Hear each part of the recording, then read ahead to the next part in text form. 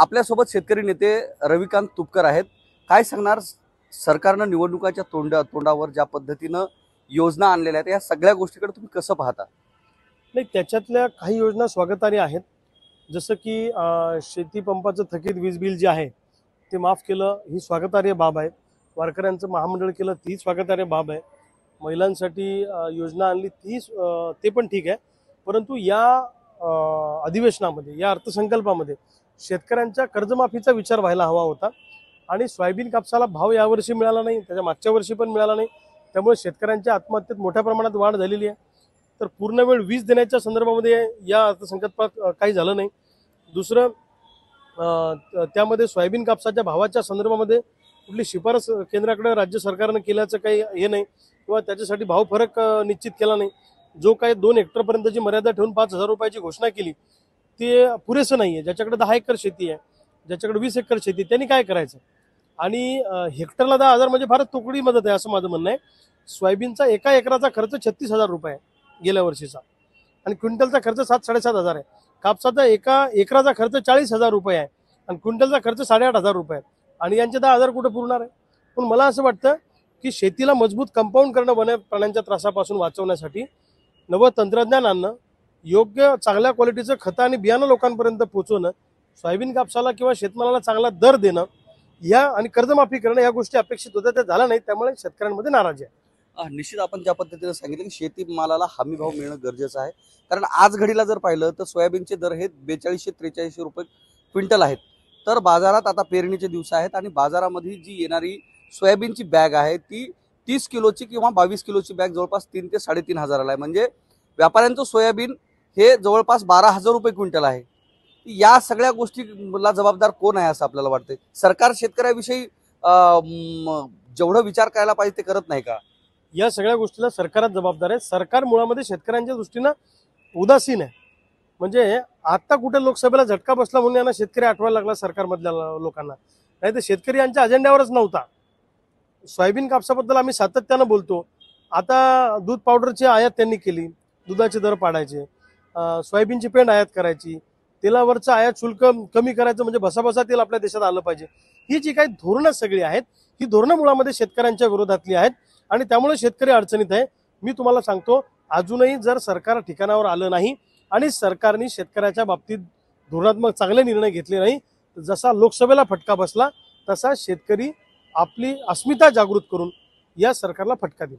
आता पेरणीच्या दिवसामध्ये मोठ्या प्रमाणामध्ये मराठवाड्यातील सगळ्यात मोठा प्रश्न मराठवाड्यात आणि महाराष्ट्रातला तो म्हणजे की या ठिकाणी बोगस बियाणे आणि बोगस खते कंपन्या आहेत, त्यांचा जो शिरकाव झाला आहे. बहुतांश कंपन्या ह्या गुजरातमधून आलेल्या आहेत, त्या बोगस आहेत. याच्यावर कुठेही कारवाई होत नाही. यासाठी जिम्मेदार कृषी मंत्रालय, कृषी विभाग आहे का? काय वाटतं तुम्हाला? आणि मुख्यमंत्री म्हणतात मी शेती करतो, मी शेतकरी आहे, ते गावाकडे जाऊन फोटो सेशन करतात शेतीमध्ये. तुम्ही शेतकरी आहे, ते बोगस बियाणे येतं कसं इथं? एवढा उलाढाल होते कशी? काळा बाजार होतो कसा? याला सर्वस्वी सरकार जबाबदार आहे. मुख्यमंत्र्यांनी याच्यामध्ये लक्ष घातलं पाहिजे. मुख्यमंत्र्यांच्या डोळ्या देखत जर या कंपन्या बोगस बियाणं विकणार असतील आणि बियाणं खतासोबत लिंकिंग करत असतील, जबरदस्ती दुसरं खत मस्तकी मारत असतील, तर यात मुख्यमंत्र्यांचं आणि या कंपन्यांचं साटलोट आहे असं माझं स्पष्ट म्हणणं आहे. म्हणजे हे मंत्री या कंपन्यांकडून कट्स घेतात असं म्हणायचं का? की ही कट प्रॅक्टिस चालू आहे का? अहो, मंत्र्यांचं सोडा, मी मुख्यमंत्र्यांचं बोलतोय. मुख्यमंत्र्यांचं आणि या कंपन्यांचं साटलोट आहे, म्हणून बोगस बियाणं मार्केटमध्ये आलंय, बोगस खतं मार्केटमध्ये आलेली आहेत. याला सर्वस्वी मुख्यमंत्री राज्याचे जबाबदार आहेत. ज्या पद्धतीनं आपण बोगस खत बियाणांचा विषय करतो, ज्या बाहेर देशातील ज्या पेस्टिसाइड कंपन्या आहेत, ज्याच्यामध्ये आदामा आहे, FMC आहे, BSF आहे, त्याच पद्धतीनं गोदरेज नावाची जी कंपनी आहे, त्या कंपन्यांनी तर आता थेट परिपत्रक काढले. जे कृषी निविष्ठा दुकानदार आहेत, त्या कृषी निविष्ठा दुकानदारांना काढले की तुम्ही कमी दरात जर विकसाल तर तुमच्याकडून कोणीही खरेदी करणार नाही, असे थेट त्यांनी परिपत्रक आहे. याच्याकडे कसं पाहतो? याच्यावर कंट्रोल ठेवायची जबाबदारी सरकारची आहे ना. सरकारची जबाबदारी काय इथं विधान भवनात बसून अंडे उवायची थोडीच आहे. सरकार नामाची यंत्रणेने सगळी यंत्रणा टाईट केली पाहिजे. अहो, कंपन्यांना जर यांनी टाईट केलं तर हिंमत नाही कंपन्यांची अशा पद्धतीनं परिपत्रक काढायची आणि बोगस बियाणं मार्केटमध्ये आणायची किंवा बोगस खतं मार्केटमध्ये आणायची. हे सगळं साठलूट आहे. तेरी बी चूप मेरी बी चूप, अर्ध्यात तुम्ही अर्ध्यात आम्ही, अशा पद्धतीचं त्यांचं धोरण आहे. त्यामुळे शेतकऱ्यांना त्रास होतोय. शेतकऱ्यांना जर का यांनी भरीव मदत केली नाही आणि हा सगळा काळा बाजार थांबवला नाही तर गाववाड्यातला शेतकरी यांना झटका दिल्याशिवाय राहणार. ज्या पद्धतीनं ह्या कंपन्याचे नाव होते, या कंपन्यांनी अक्षरशः कृषी निविष्ठा दुकानांची पाहणी केली, जे काम कृषी विभागाचा आहे। या संदर्भात शेतकऱ्यांनी अनेक तक्रारी केल्या। मराठवाड्यातून अनेक दुकानदाराच्या आणि छोट्या मोठे जे व्यावसायिक आहेत त्यांच्या तक्रारी आहेत, जे कृषी निविष्ठा विकतात, तरी पण याच्यावर कारवाई होत नाही। उलट गोष्ट अशी की या कृषी निविष्ठा दुकानदारांच्या दुकानावर पोलीस घेऊन जाण्याची वेळ ह्याच कंपन्यांनी आणली। याच्या विरोधात नांदेडमध्ये आंदोलनही करण्यात आलं होतं। बघा, मी तुम्हाला एक सांगू का, जसं म्हणतात नाही का पिक्चर मधला डायलॉग आहे की पोलिसांनी जर मनावर आणलं तर मंदिरासमोरची चप्पलही चोरीला जात नाही, तसं पोलिसांनी मनावर आणलं तर चप्पल मंदिरासमोरची चोरीला जात नाही। तसं कृषी विभागानं मनात आणलं किंवा राज्य सरकारनं मनात आणलं तर हिंमत नाही एकाही दुकानदाराची आणि एकाही कंपनीची सगळे बोगस धंदे करायची। पण वरपासून तेरी बी चूप मेरी बी चूप, मी मारल्यासारखं करतो तू रडल्यासारखं कर, अशी सगळी अवस्था आहे। जी कंपन्या आहेत त्यांची ही जी आरेरावी चालली, या पाठीमागं कृषी मंत्र्यांनाही कट मिळतो, त्यामुळे त्यांनी याच्यावर लक्ष देत आम्ही नाही का? मुख्यमंत्र्यांना म्हटलं ना, तुम्हाला सरकार सगळं आलं ना त्याच्यामध्ये।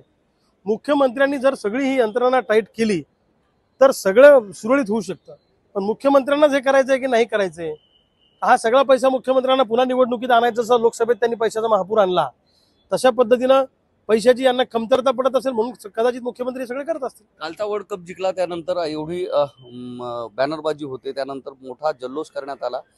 मराठवाड्यातील जर प्रश्न पाहिला तर मराठवाड्यातले जे काही आता पावसाळ्याची सुरुवात झाली, मात्र पाण्याची जी तूट आहे अद्यापही पाऊस म्हणावा तसा झालेला नाही। दुबार पेरणीची शेतकऱ्यांना वेळ लागली आणि एकीकडे सरकार हे जल्लोषामध्ये दंग आहे।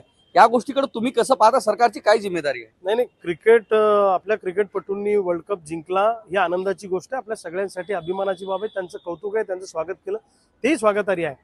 आम्हालाही आनंद आहे ना क्रिकेटपटून, मी पण क्रिकेटरच आहे।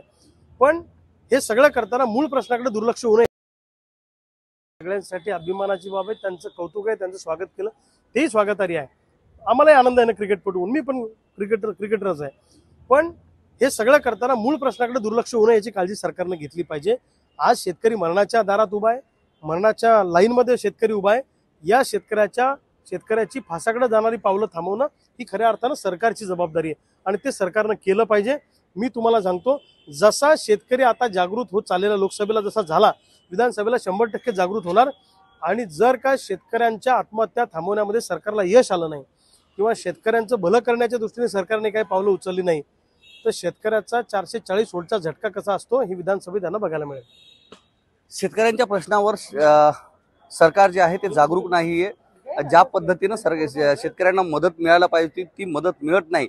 दरम्यान लोकसभेमध्ये ज्या पद्धतीनं या सरकारचं नुकसान झालेलं आहे, त्या प्रकारचं नुकसान जर येत्या दिवसामध्ये शेतकऱ्यांविषयी सरकारनं जर योग्य धोरण आणलं नाही, शेतीमालाला हमी भाव नाही जर दिला, तर त्यांना मोठा झटका हा विधानसभेत बसू शकतो, असा इशारा स्वाभिमानी शेतकरी संघटनेचे नेते रविकांत तुपकर यांनी दिलेला आहे।